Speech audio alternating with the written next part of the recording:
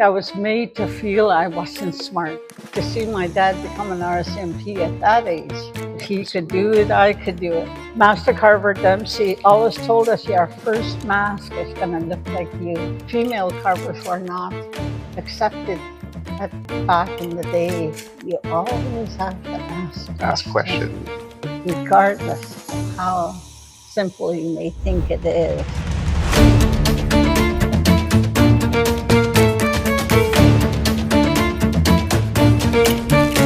So today we're doing this interview on the traditional unceded territory of Nisga'a nations. We have the privilege to have Frances to join us on this channel. Frances, how are you? I am very fine today. Tell us a little bit more about yourself and your upbringing. Well, as a child, I grew up on the coast in the Prince Rupert, Port Edward area. I lived there in my childhood because my dad was a commercial fisherman. Okay. And we lived there as a child, and we moved home here in 1967, I believe. When we lived in Port Edward, we lived in a small community. It was a segregated community because my dad was a commercial fisherman.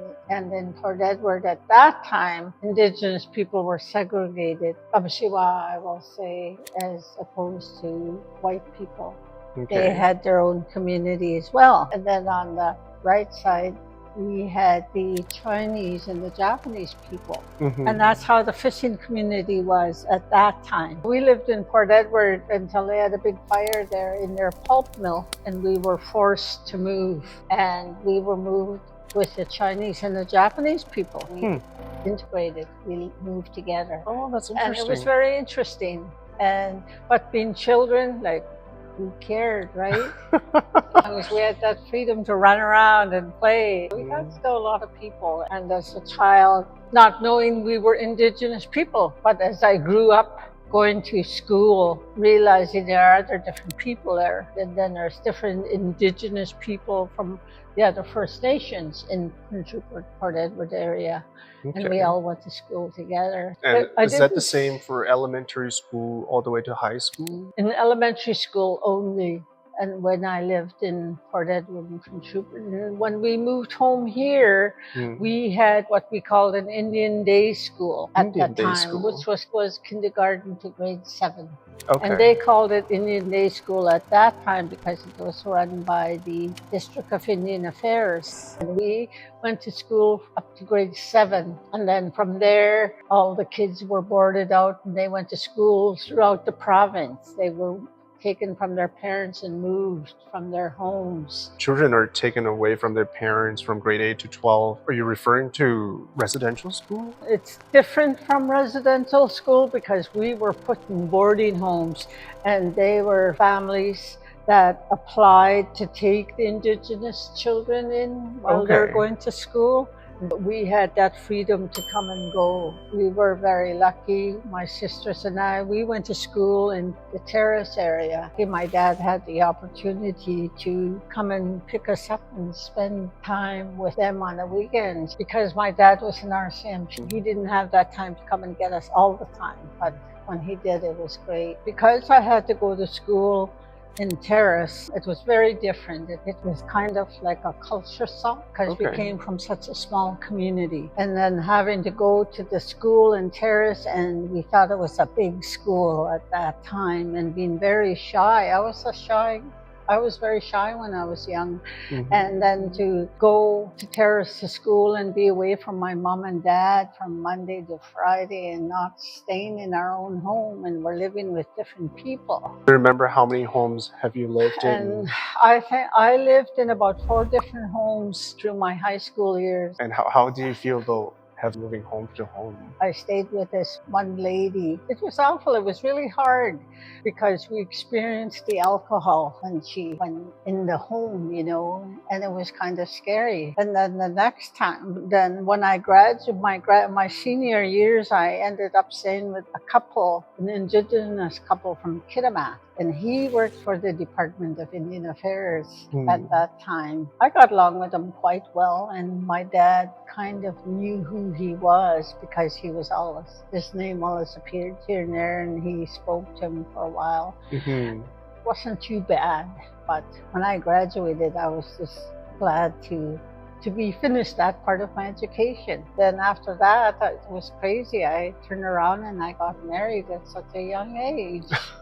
And that was when you were 18? I was an older student. I was 19 when I graduated, and then I married my husband when I was 20. And then from there, I was out of school for 13 years, and then I decided to go back to school. What was the motivation for you to wanting to go to university at the age of 33 at that time? I was really kind of scared to go back to school, though, because I can imagine. Because being out of school for 13 years and then having the thought of moving away from the Valley. I went to school. I graduated from the University of the Fraser Valley in Chilliwack. Going to high school, I was not one of the smartest. May have thought I was not smart. Being Indigenous, it's very different. You know, I don't know what it is, but it seemed like I had a different outlook on education. Can you elaborate a little bit more? It seemed like I was made to feel I wasn't smart. I didn't really apply to myself, and I was kind of scared all that time I was going to high school. At that time, there was a lot of racism everywhere in regards to Indigenous people. Do you remember one incident that you still remember to date that vividly happened because of your identity? I had a girlfriend, and her and I were about the same age. And they ended up taking her out of school because she got pregnant. She was grade 8. A lot of people thought that's what Indigenous girls did, you know, have children at an early age. They took her, and she said she would be back, but she never came back. And I never knew where she went after that. Before I went back to the university to get my library science degree, I actually worked with a teacher. She was a teacher here, the Valley. She was the one that pointed out to me the library program. And she said I would do good at it. And I wasn't too sure myself. She told me, she said I was bright and I'm a hard worker. She said, all you have to do is apply yourself. And she had that faith in me. I applied not thinking that I was going to be accepted because I was a C average student. They accepted me as an adult student. They told me that if I did well in the first semester, then I could continue. Everything's dictated by the first year. What kept you going? I was terrified. But once I got going and once I realized I could do that, then it just drive. Then after a while, after getting a handle on all my courses, I couldn't stop. I stayed away from here for 5 years. And it was a huge change. But then after graduating and actually making it through the program and I received my diploma, that was the best feeling. My husband, he sacrificed his time and he gave up his job here to move to Vancouver with me. Him and my daughter, I had a daughter at that time. She was in elementary school. Her and my husband moved down and we stayed away for 5 years. When I moved back home after I graduated, it made me feel like I was looking inside the box from the outside even more. Interesting. It was hard because it was the fact that I didn't speak the language and I seen what I missed culturally altogether. And again, I lost that cultural learning because I went back to school. But it was worth it. With your working experience, you can go anywhere. For example, the UBC of Anthropology or Human Rights Museum in Winnipeg. Why did you decide to come back? We've always been taught, like with the people from our village government, they always told us because village government is the one that helped pay for my education. And they always told us, go out there and get an education and come back. But it's not a contract. No, and share your experiences. I never really wanted to move away from my community because I never lived here as a child. I wanted to continue to live here. Sure, I was gone time and time again, but I always came back because my mom and dad were here. You have a degree, you have a loving partner, you have family, and you have a very stable job. And you decide to become a carver. Tell me a bit more about that. When I started working with the nisga'a artifacts for the 𝐁𝐵 Museum and working with traditional consulting, and they gave me the area of the mask area, I had to set up that exhibit, and I worked with a nice man. His name was Robert, and he showed me everything, how masks were put, how that exhibit was to be put together. Handling all those artifacts, it was amazing. And I always often wondered how they were done, how they were carved. Artists today, it's very different. Form line is very important to the artists today, to the carvers today, because everything's got a balance. Back in the day, like my grandfather, I had a great grandfather, his name was 𝐼𝐚𝐜𝐿. He was a master carver. Come across his pieces in my research, and I actually managed to track down his carvings. Handling all those objects, I often wondered how they were made. And myself, never considered myself an artist because I didn't know how to draw or paint, let alone handling carving tools. Like I did regalia, like for my family when we dance. Worked for the museum, trying to figure out how those masks were carved. Yeah. I decided to go back to school. Like I knew I wanted to learn how masks were, but like I told you earlier, you weren't sure that was part of your genes. Yes, and best drawing I ever did was stick people. Fair enough. And when Stan interviewed me for that program, I told him exactly that. And he says, "Fran, you don't tell me that." My journey started, they accepted me, and I was surprised because I didn't really expect it to be accepted into that fine arts school. The program started right from the beginning, like what form line was all about. We did 3 months of form line. The program is 2 years. Oh, it was a 2-year You get program. a certificate in the first year. The first year I learned the form line. We made our own carving tools. We learned the basics of carving and painting. And then the second year, you get right into the carving. I learned to carve the masks. I had to do 2 masks, a paddle. I carved the bowl. It was amazing. Like when I did the paddle, I wasn't too sure. That was my first project. I didn't know how I was going to do that because they gave us a cedar panel, 2x6, and we had to shape out the paddle from that. And you had no prior experience before that? No prior carving experience. And I enjoyed carving, and I haven't attempted a totem pole yet, to work with a master carver on a totem pole, and that's my next goal. I totally enjoy carving. It's very peaceful. Learning to carve and doing that 2 years, it really gave me a total insight to my identity as to who I am as a nisga'a, because I had to figure out how I'm going to do that mask. Master Carver Dempsey always told us your first mask is going to look like you. The first mask is going to look like you. And sure enough, I did this lady, this female mask, and when it was finished, I put the hair on her and it fell over her face. My sister was shocked. She saw me.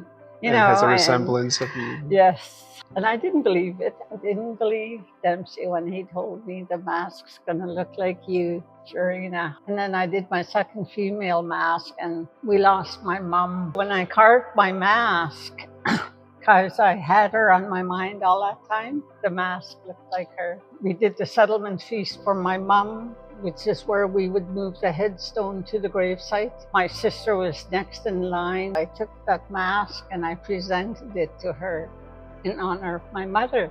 Did she find a resemblance to why carving can help you find your true identity? I found it very difficult reading that myself, because in this day and age, like I told you earlier, female carvers were not accepted back in the day. I don't think there was female carvers back in the day of my great-grandfather's time. It was all male carvers. Like in the valley, he was the master carver. My great-grandfather, he worked with a lot of the really great master carvers. In this time and age, there's a lot of female carvers throughout the province now. And there's a lot of, yes, there is quite a few in every Indigenous community, Mm-hmm. and it's more accepted today. Now, I've never really talked to the master carvers in my community. I don't know how they would feel about me, but I figured if I showed them my pieces that I did, I'm capable. Is there a specific goal in your life you want to achieve, and that's why you're doing all this? What is all behind this? Well, when I was growing up, seeing my dad, both my mom and dad go through residential school, and their highest level was grade 7. To see him go through what he did throughout his life and to become an RCMP, that's what drove me. He told me, he said, you could do anything and you could be anything you want to be if you apply yourself. He says, he always told us, he says, you're smarter than other people think.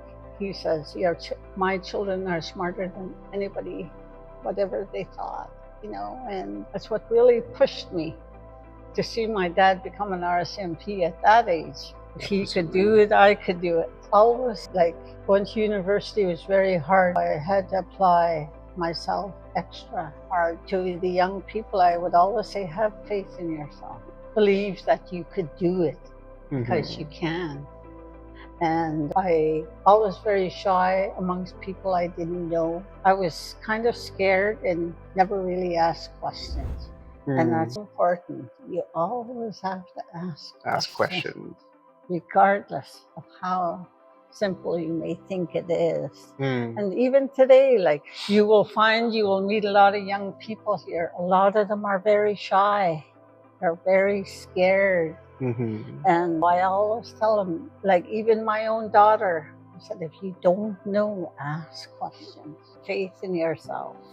There's never a stupid or wrong question.